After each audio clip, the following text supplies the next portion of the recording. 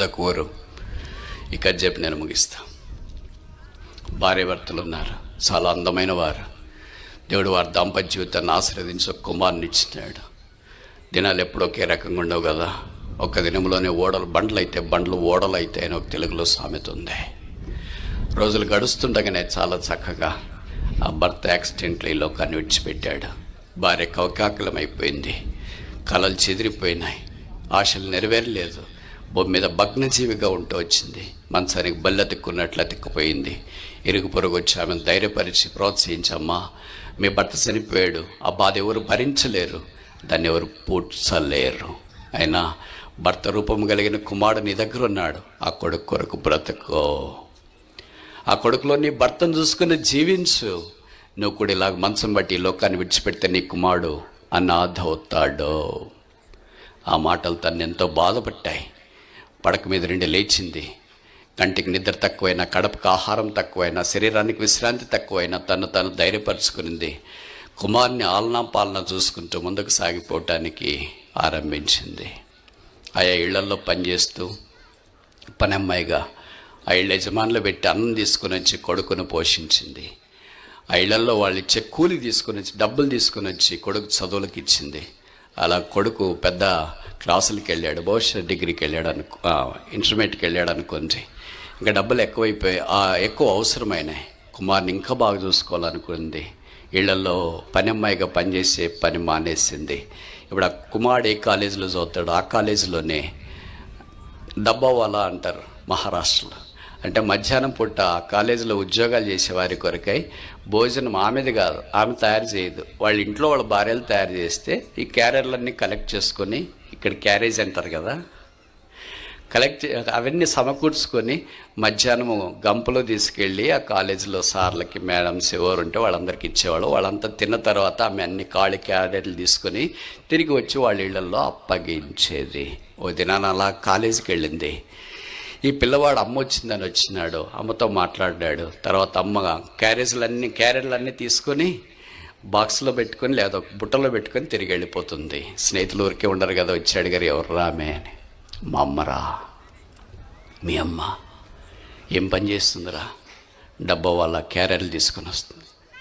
ఏంట్రా మీ అమ్మనా క్యారెట్లు తీసుకొని వస్తుందే? అమ్మ మీ అమ్మ కాదురా, మీ అమ్మ అయితే అలాంటి పని చేయదేమో. ఆ పిల్లోనికి విషపు మాటలు నాటారు. ఇంటికి వెళ్ళాడు, అమ్మతో మాట్లాడడం మానేశాడు. అమ్మ ఇంక నువ్వు కాలేజీకి రావద్దు, నేను కాలేజీకి రాకుండా నీ కొరకు పని చేయకపోతే నీకు డబ్బులు ఎట్లా, నీ చదివేలాగా, నేను ఎలాగోలాగా చదువుకుంటాను, ఇక నువ్వు రావద్దు అని అన్నాడు. ఆమె కాలేజీకి వెళ్ళడం మానేసింది. ఓ దినాన ఉన్నట్టుండి, అది బహుశా సాయంకాలం 4 గంటలకి ఆమె ఇంటి కాలింగ్ బెల్ మోగింది. ఏంటి అని తలుపు తీస్తే కుర్రోడు పరిగెత్తి గసపట్టుకొని వచ్చినాడు. ఆయాసపడతా అంటే రవి, ఊరికే పేరు పెడతాం, అబ్బాయి పేరు రాజు అని. రాజు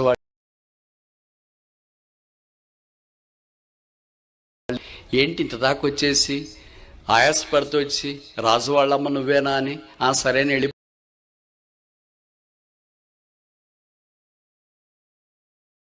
ఆ తల్లికి భయం వేసింది.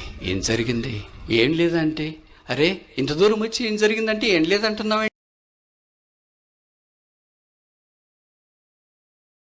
పోవా అంటే రాజుకి యాక్సిడెంట్ అయింది. కాలేజీ నుండి ఇంటికి వస్తుంటే ఎక్కువ తగిలాయా, తలకు గాయాలయ్యాయా అంటే అన్ని ఎక్కువ గాయాలు కాలేదు కానీ ఏ హాస్పిటల్, పలానా హాస్పిటల్, గుంటూరులో రమేష్ హాస్పిటల్ అనుకో. వెళ్ళి చేయి పట్టుకుని రాజు రాజు రాజు కదిలిచ్చింది. కళ్ళల్లో చూపు లేదు, దేహంలో కదలిక లేదు, తల పనిచేయటం లేదు. అలాగే నిస్త్రాణంలో ఉండిపోయాడు. డాక్టర్ దగ్గరికి పరిగెత్తి వెళ్ళింది. డాక్టర్ గారు, నా కుమారుడు సంగతి ఏంటి? చెప్పలేమ్మా, 48 గంటలు అబ్జర్వేషన్లు పెడతాం, ఆ తర్వాత అబ్జర్వేషన్ సర్వైవ్ అయితే బ్రతికినట్లే. బాధతో ఓ మూలకెళ్ళింది హాస్పిటల్. అలాగే కూలబడిపోయింది. అప్పుడు ఒక నర్సు ఆమె దగ్గరికి పరుగున వచ్చింది. టక్ టక్ టక్ అని టైల్స్ మీద నడుస్తూ, ఆంటీ మీరు రమేష్ గారి తల్లే? అవునమ్మా.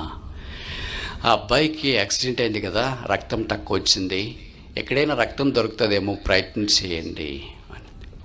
నాకు తెలియదమ్మా, మీరే ప్రయత్నం చేయండి, డబ్బులు కావాలంటే మేము చెల్లిస్తామని. మేము ప్రయత్నం చేసినాం కానీ సరిపోయే రక్తం ఎక్కడ దొరకలేదు. అప్పుడు ఆమె చెప్పింది, నన్ను తీసుకెళ్ళండి డాక్టర్ల దగ్గరికి, పరీక్ష చేయండి, నా రక్తం సూట్ అవుతుందేమో ప్రయత్నించండి. ఆమె నర్స్ తీసుకెళ్ళింది, పరీక్షించినారు. ఆ తల్లి రక్తం కుమారునికి సూట్ అవుతుంది. అప్పుడు ఆ తల్లిలో నుండి 1 యూనిట్ రక్తం తీసి ఆ కుమారునికి ఇవ్వాలని అనుకున్నారు. అప్పుడు అన్నారు ఆమెతో డాక్టర్లమ్మ, 1 యూనిట్ రక్తం నీ యొద్ద తీస్తున్నాం, మరి నువ్వు నీరసమవుతావేమో, జాగ్రత్త. అంటే పర్లేదు, నా ప్రాణం పోయినా పర్లేదు, నా కుమారుడు ప్రాణం నిలబడాలి. తల్లి ప్రేమ పేగలు తరక్కుపోయినా ఇతరులు నిలబెట్టాలని కోరుతుంది కుమారుణ్ణి. అప్పుడు ఈ రక్త బాటిల్ తీసుకొని ఆ కుమారుడున్న వాళ్ళకి నర్స్ పరుగునే వెళ్తుంది. అది పాష్ హాస్పిటల్, బాగా టైల్ చేశారు. ఈమె హై వీల్స్ వేసుకునింది, పరుగు వెళ్తూ ఉంటే ఒక్కసారిగా హై వీల్స్లో కిందకి పడిపోయింది. బాటిల్ ఎక్కడో పడిపోయింది, రక్తం అంతా టైల్స్ అయిపోయింది. కథ కట్ చేస్తే ఈ రక్తం ఇచ్చిన దగ్గర తల్లి ఉంది. 1 గంట 2 గంటల తర్వాత తేరుకొని కుమారుని దగ్గరికి వెళ్దామని అలా బయటికి వచ్చింది. ఈ నర్సు కనిపించింది. ఏమ్మా, నేను ఇచ్చిన రక్తం నా కొడుకు ఇచ్చారా? ఆ తల్లి దగ్గరికి వచ్చి 2 చేతులు పట్టుకుంది. సారీ ఆంటీ, ఇవ్వలేకపోయాం. ఏమైందమ్మా? ఈమెకు భయం వేసింది, కుమారుడు చనిపోయాడేమో అని. ఏం లేదంటే, మీరు ఇచ్చిన రక్తం తీసుకొని వస్తుంటే టైల్స్ మీద జారిపడ్డాము, రక్తం ఒలికిపోయింది. మరెట్లా నా కుమారునికి రక్తం? ప్రయత్నం చేస్తున్నామంటే దొరికితే ఇంక వేరే ప్రయత్నాలు చేయొద్దు, ఇంకొక యూనిట్ నాలో నుండి రక్తాన్ని తీసుకోండి.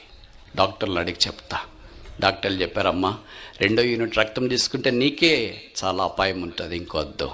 అప్పుడు ఆ తల్లి చెప్పింది, నేను చచ్చిన నా కొడుకు బ్రతకాలి, నా శరీరంలో ఒక్క రక్తపు బొట్టుండేదాకా కూడా విడవకుండా నా రక్తాన్ని తీసుకుని నా కుమారునికి వాడుకోండి. ఆమె ప్రేమకు వారు జోహార్లు చెప్పారు. ఆమెను అలాగే ఉంచినారు. రక్తం తీసుకున్నారు. ఈ రక్తం తీసుకెళ్ళి కుమారునికి ఇచ్చినారు. కథ కట్ చేస్తాం. ఆ తర్వాత జరిగిన సంగతి ఏంటంటే, ఈ తల్లి కుమారునికి ఒక ఉత్తరం రాసింది. విచిత్రం ఏంటంటే, బలహీన పరిస్థితుల్లో ఉంది, లోకాన్ని విడిచింది తల్లి. ఆ కుమారుడు తల్లి రక్తం తీసుకున్న తర్వాత పుణికి పులుచుకొని తిరిగి ఆరోగ్యంతో హాస్పిటల్లో ఉన్నాడు. అప్పుడు డిశ్చార్జ్ అవుతున్నప్పుడు, నేను బ్రతికానా, నన్ను డిశ్చార్జ్ చేస్తున్నారా, ఇంటికి తీసుకెళ్ళండి, మా అమ్మని చూస్తానన్నాడు. ఇదిగో మీ అమ్మ నీకు ఒక ఉత్తరం రాసి ఇచ్చింది అన్నారు. కవర్లో నేను ఉత్తరం తీసుకున్నాడు. ప్రియమైన నా కుమారునికి నీ తల్లి వ్రాయి ఉత్తరమేమనగా, మీ నాన్న నేను అందమైన దంపతులం. రోజులు గడిచిన తర్వాత మా దాంపత్య జీవితాన్ని ఆశీర్వదించి దేవుడు నిన్ను ఇచ్చినాడు. నిన్ను అపరూపకంగా చూసుకున్నా. మీ నాన్న లోకాన్ని విడిచినప్పుడు నేను కూడా లోకాన్ని విడిచిపెట్టాలనుకున్నా, కానీ నీ కొరకు బ్రతకాలని అనుకున్నా. ఆయా ఇళ్లల్లో, ధనవంతుల ఇళ్లలో పాచి పని చేసుకుని వారిచ్చిన అన్నం తీసుకుని వచ్చి నిన్ను పెంచాను. వారిచ్చిన డబ్బులు తెచ్చి నీకు బట్టలు కుట్టించాను, పుస్తకాలు కొనిచ్చాను, ఫీజులు కట్టాను.